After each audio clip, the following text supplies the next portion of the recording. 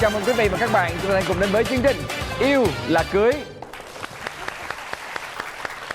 Đâu chị, có ai mà kiểu quan tâm mà em ơi em chân em đau không, thôi đừng có mang gì cao gót nữa, chân giảm lên chân anh nè, xong rồi quay cắt rồi không mua ra. Ủa em sến gì luôn hả Phong? Hả? Và bây giờ chúng ta sẽ đến với cặp đôi của ngày hôm nay. Xin mời.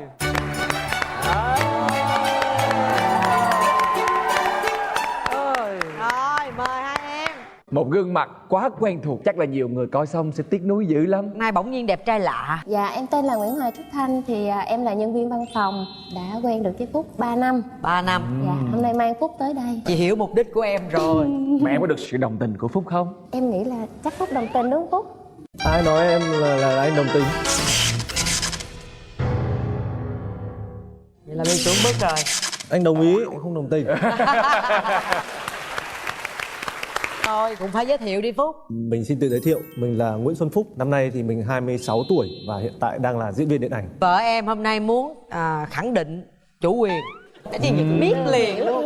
Nhưng mà công nhận là Phúc hay. Cô nhân viên văn phòng mà xinh như vậy mà giấu 3 năm nay mà không có biết.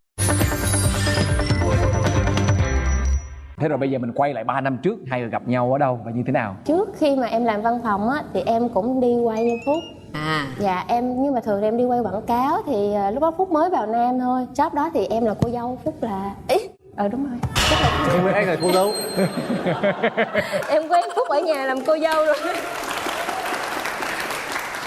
Em sẽ giữ thể diện cho anh. Nhưng mà cái ấn tượng đầu tiên hai bạn khi gặp nhau thì như thế nào? Em gặp nhau là Phúc phớt lờ em. Phúc không coi như không biết có sự tồn tại của em. Đi thử đồ mà coi không quan tâm là mình đang diễn với ai, không biết. Tới lúc mà ngay cái ngày quay luôn mới biết là em là diễn với Phúc. Không, thật ra thì khi mà mình mới gặp thì làm sao mà mình có thể thân thiện ngay được. Tại vì trước lúc mà đi thử đồ á là em đang đi quay bộ phim truyền hình. Thì em phải rất là gấp để xin lịch ở bên phim truyền hình để chạy về. Ta có hoàn cảnh, có lý do. Thì đến lúc nào mới để ý tới cô này? Thì đến ngày quay, nếu mà nói để ý thì cũng không hẳn, hơi phũ một chút, nhưng mà khi mà đóng chung với Thanh thì mình là một người đàn ông thì mình phải thể hiện cái sự quan tâm của mình. Tất nhiên đôi lúc là cái sự quan tâm đó của mình sẽ khiến cho người phụ nữ đó hiểu lầm, họ sẽ có một chút hiểu nhầm. Chẳng qua đó là xã giao thôi. Đúng rồi. Là cô này bị hiểu lầm. Đâu chị, có ai mà kiểu quan tâm mà em ơi áo em tuột rồi, thôi để anh kéo cho em nha. Em ơi em chân em đau không, thôi đừng có mang gì cao gót nữa, chân giảm lên chân anh nè, xong rồi quay cắt rồi không mua ra. Ủa em sến gì luôn hả Phong? Hả? Trời rất là nắng, mà ngày hôm đó thì quay những cái cảnh cận Thanh phải đi guốc thì rất là mỏi.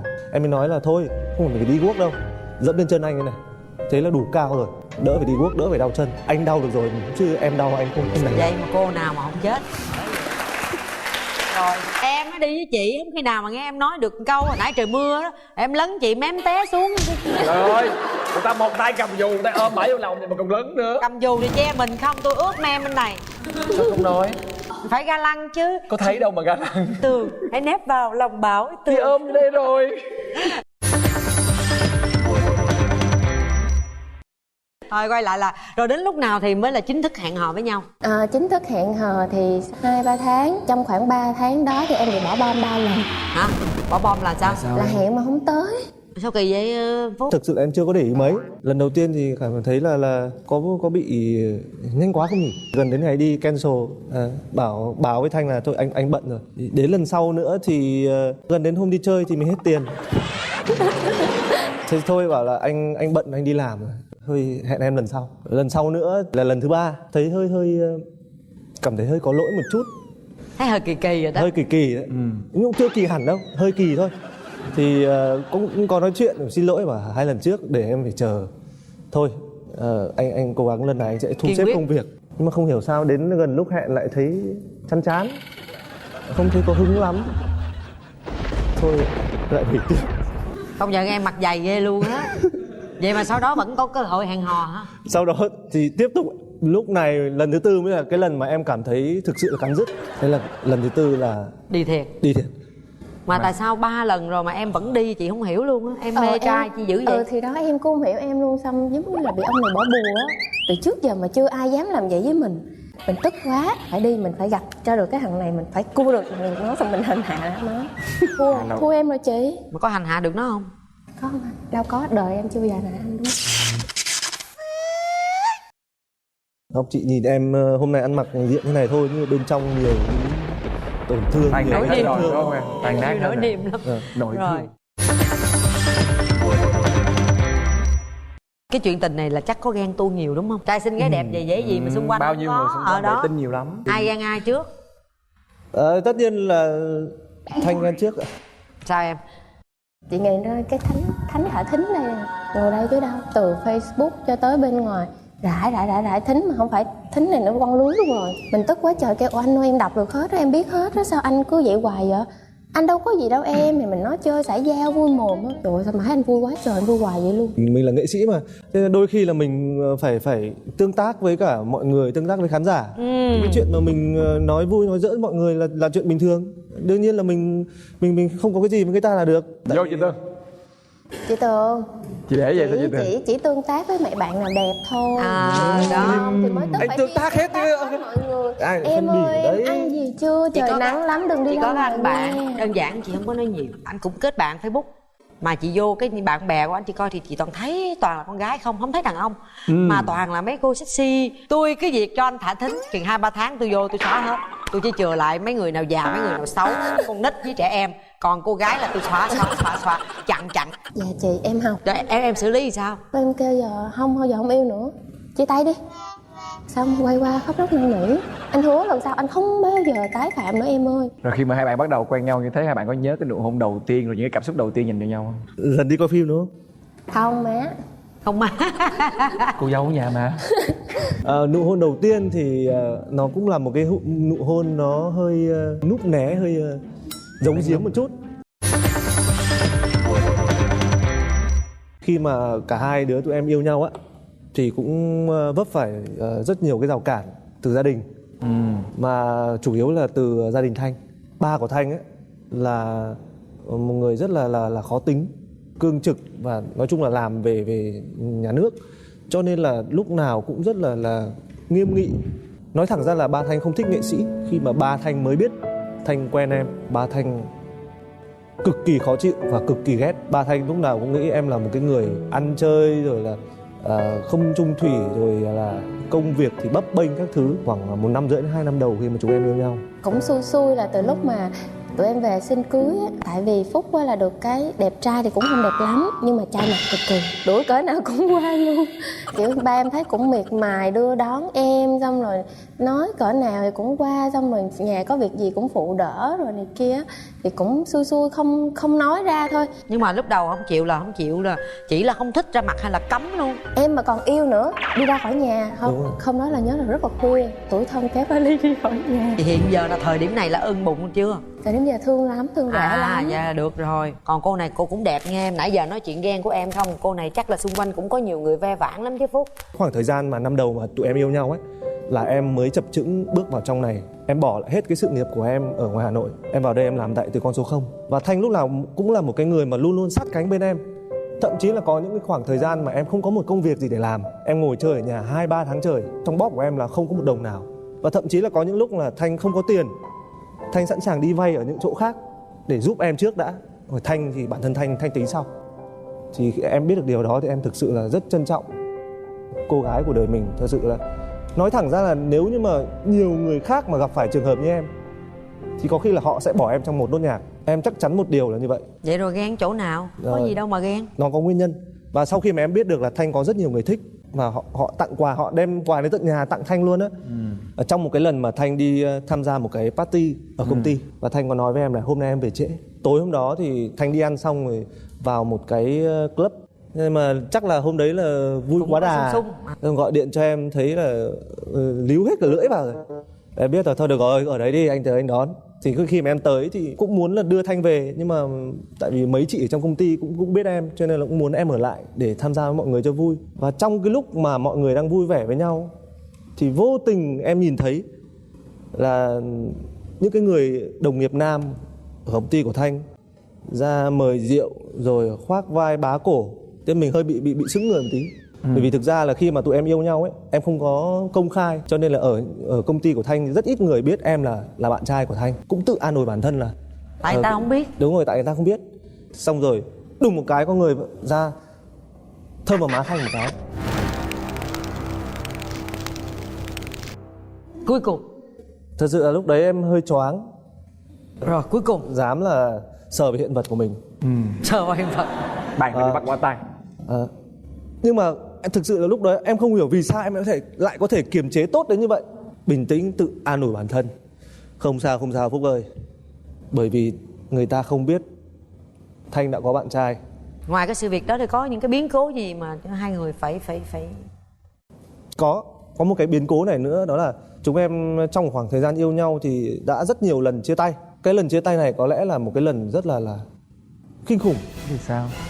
Vì thứ nhất là vướng phải rào cản của gia đình. Thanh có nói là muốn yêu xong rồi đấy vài năm nữa sẽ cưới.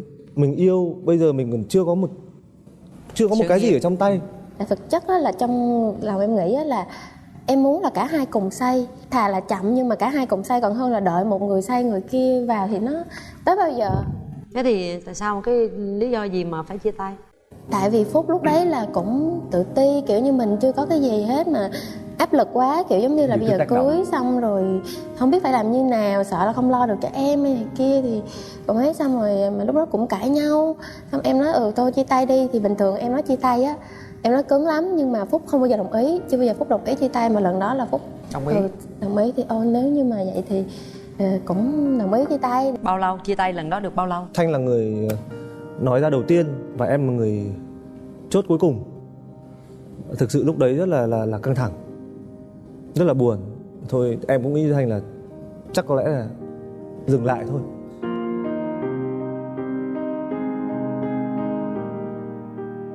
Mình dừng lại thôi.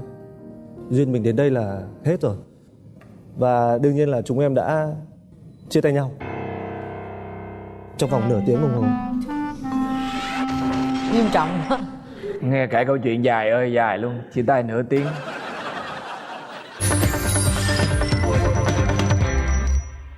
Mà thật sự đã thấy chắc chắn chưa? Em thấy là em đã Vững chưa? nắm được anh ấy chưa? Chắc cú chưa? Ảnh còn những cái tật xấu gì mà em mong muốn anh thay đổi nữa hay không? Là ai thì cũng có tật xấu này kia, nói chung cái khuyết điểm này kia, nhưng mà đối với em thì nó không quá lớn. Thì bớt điệu lại thôi, không điệu quá. Chị, một nhà không có nhiều gương đâu, nhưng mà chỗ nào soi được soi hết. Tivi cũng là gương được, cái cánh cửa mà có bóng kiến cũng là gương được, điện thoại cũng là gương. Một ngày soi gương không dưới 100 lần. Em nói anh ơi soi biết nó một mặt. Thế anh đẹp thì mọi người thích, mà mọi người thích thì đương nhiên là em tự hào, đúng không? Hợp lý. Thế còn em, ngược lại em muốn Thanh thay đổi điều gì? Chỉ có một cái duy nhất là em muốn Thanh thay đổi thôi. Đó là bóc lột thì cũng bóc lột vừa vừa thôi. Vì tiền nong thì chồng cũng đưa cho gần như là đưa hết rồi. Suốt ngày phải mở mồm ra đi xin vợ thì cũng hơi ngại một chút. Em thay đổi giúp anh. Sao vậy em? Thường ví dụ như ta cũng lấy 70 phải chừa lại 30 cho người ta xăng cộ đồ chứ, cà phê cà pháo chứ. Ví dụ như đi về được 10 triệu đi thì em lấy có 9 triệu à chị. Phải khóc nỗi đau này. 1 triệu mà xài 2 tuần là cũng nhiều rồi. Rồi quần áo giày dép keo kiết son phấn sao? Em sắm hết rồi chị. Đi quay bao phim thầu thì luôn, đoàn em là phim bầu show lo phải không? rồi. Thì đó, có tốn đồng nào đâu chị. Anh nghĩ là nhờ ngày hôm nay mà anh quyết định là thôi anh thà ở vậy luôn cho rồi.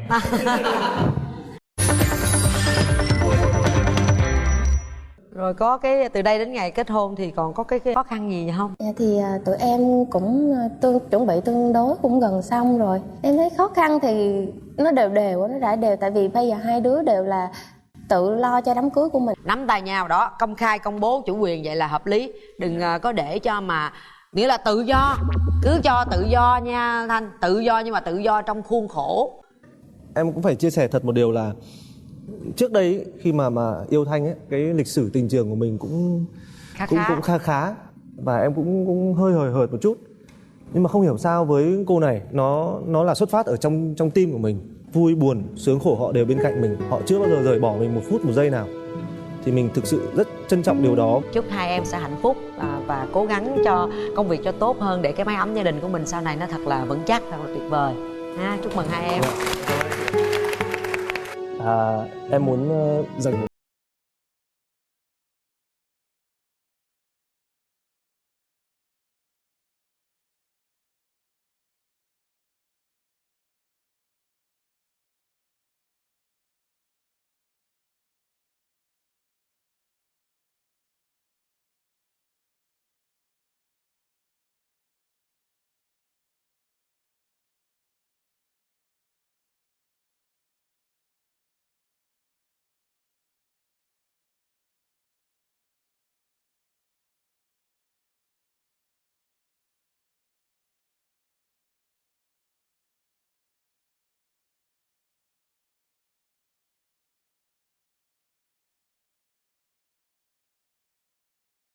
tụi em thật sự cũng rất là khó khăn thật sự.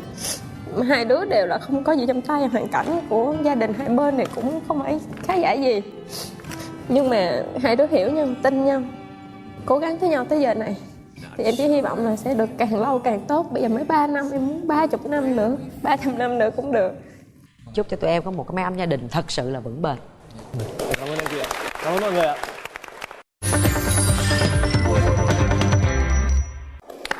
Và bây giờ chúng ta sẽ cùng nhau đến với vòng xoay may mắn. Các bạn sẽ có cơ hội nhận về cho mình một trong những phần quà sau đây. Đầu tiên là một suất chụp ảnh cưới trọn gói 15 triệu đồng đến từ thương hiệu Allen cho hạnh phúc trọn vẹn.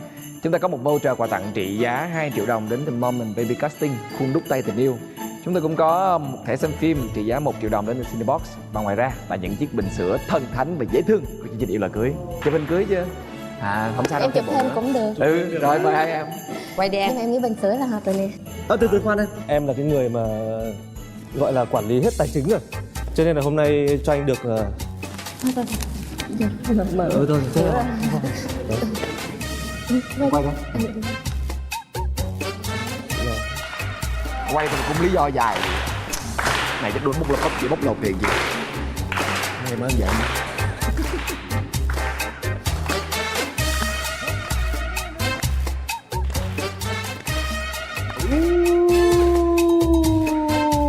Quá rồi. đừng Quá rồi. Và phần quà của các bạn là một voucher quà tặng trị giá 2 triệu đồng đến từ Moment Baby Casting. Chúc các bạn luôn luôn hạnh phúc và hãy nắm tay nhau thật chặt các bạn nha. Các bạn. Kính thưa quý vị, và bây giờ thì thời lượng phát sóng đã hết rồi. Chúng ta sẽ gặp nhau vào thứ Bảy tuần sau vào lúc 15 giờ trên kênh HTV7 quý vị nha. Và chúng ta cũng có thể gặp lại nhau trong một kênh YouTube của chúng tôi, đó chính là MCV Media cũng như cổng thông tin Love TV. Chúc quý vị có ngày cuối tuần vui vẻ bên người thân và gia đình.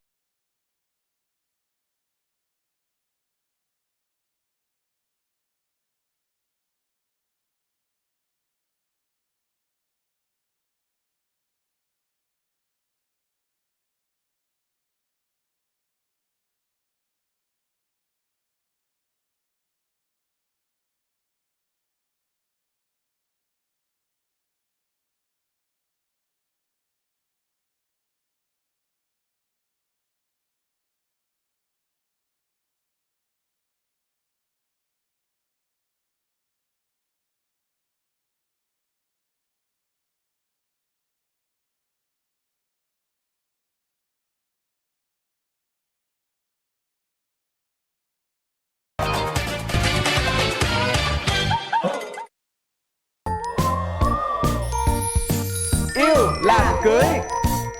Em phỏng vấn đầu tiên là em thích rồi, để ý Là rồi. thích cô bé này chứ chưa liên quan tới công việc của trên đúng không? Dạ, chưa, Thích cái chưa. vụ ế á phải không? Dạ. Trời đất ơi.